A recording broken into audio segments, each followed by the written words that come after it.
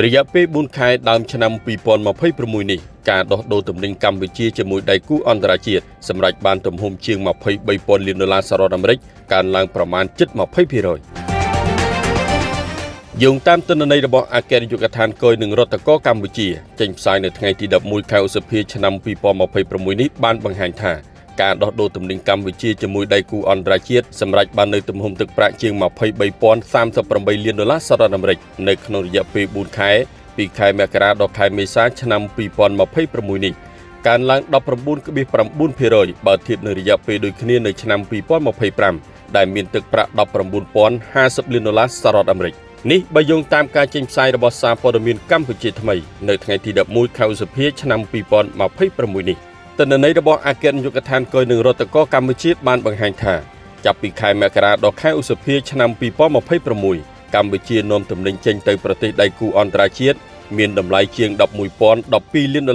អាមេរិកកើនឡើង 21.7%ចំណែកឯទំនិញនាំចូលមកវិញមានតម្លៃ$12,026 លានអាមេរិកកើនឡើង 18.3%អ្នកអង្គការលឹមហេងអនុប្រធានសភាពាណិជ្ជកម្មកម្ពុជាបានមានប្រសាសន៍ថាទំហំពាណិជ្ជកម្មរវាងកម្ពុជាជាមួយដៃគូអន្តរជាតិមានការកើនឡើងដោយសារកំណើននៃការចុះបញ្ជីវិនិយោគនៅក្រុមប្រឹក្សាអភិវឌ្ឍកម្ពុជា CDC នៅក្នុងរយៈពេល2ឆ្នាំកន្លងមកមានជាង 1000 គម្រោងដែលបំបីកំណត់ត្រាខ្ពស់បំផុតដែលឯកឧត្តមឧបនាយករដ្ឋមន្ត្រីសុនចន្ទថុលអនុប្រធានទី1ក្រុមប្រឹក្សាអភិវឌ្ឍកម្ពុជាបានមានប្រសាសន៍ថារំហូរវិនិយោគមានវឌ្ឍនភាពល្អប្រសើរក្នុងនោះតំបន់សេដ្ឋកិច្ចពិសេសបានដើរតួនាទីសំខាន់ក្នុងការទាក់ទាញវិនិយោគនិងជាយន្តការគន្លឹះក្នុងការជំរុញពិពិធកម្មឧស្សាហកម្មនៅកម្ពុជា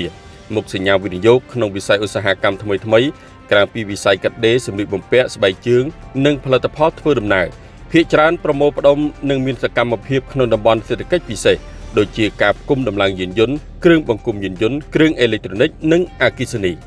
យោងតាមធនាគារអភិវឌ្ឍអាស៊ី ADB សេដ្ឋកិច្ចកម្ពុជាត្រូវបានព្យាករណ៍ថានឹងកើន 4.5% នៅក្នុងឆ្នាំ2026ប្រសិនបើការរំខានដល់ទីផ្សារទំនិញសកលដែលបង្កឡើងដោយចំនួននៅមជ្ឈមបូព៌ាមិនត្រូវបានអូសបន្លាយយូរយោងតាមរបាយការណ៍របស់ទស្សនវិស័យអភិវឌ្ឍអាស៊ី ADO ខែមេសាឆ្នាំ2026ព្យាករណ៍ថាវិស័យកម្មន្តសាលនឹងនៅតែជាក្បាលម៉ាស៊ីនកំណើនសំខាន់របស់សេដ្ឋកិច្ចសម្រាប់ឆ្នាំ2026ខណៈដែលទិន្នផលឧស្សាហកម្មត្រូវបានរំពឹងថានឹងកើនឡើង 7.3% ដោយសារការបញ្ជាទិញសម្លៀកបំពាក់ច្រើនគួរសមនិងកំណើននៃការរួមចំណែកពីវិស័យកម្មន្តសាលក្រៅពីវិស័យវិជ្ជាភ័ណ្ឌដែលរួមមានគ្រឿងបង្គុំអគ្គិសនីសម្បកកង់និងគ្រឿងសង្ហារិមយោងតាមក្រសួងពាណិជ្ជកម្មនៅក្នុងឆ្នាំ2025ទំហំពាណិជ្ជកម្មអន្តរជាតិរបស់កម្ពុជា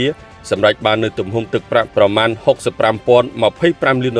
អាមេរិកកើនឡើង 18% ធៀបនឹងឆ្នាំ2024ក្នុងនោះកម្ពុជានាំចេញទៅទីផ្សារអន្តរជាតិសម្រាប់បាន$31,028 លានអាមេរិកកើនឡើង 17% និងនាំចូលមកវិញមានតម្លៃ$33,096 លានអាមេរិកកើនឡើង 18%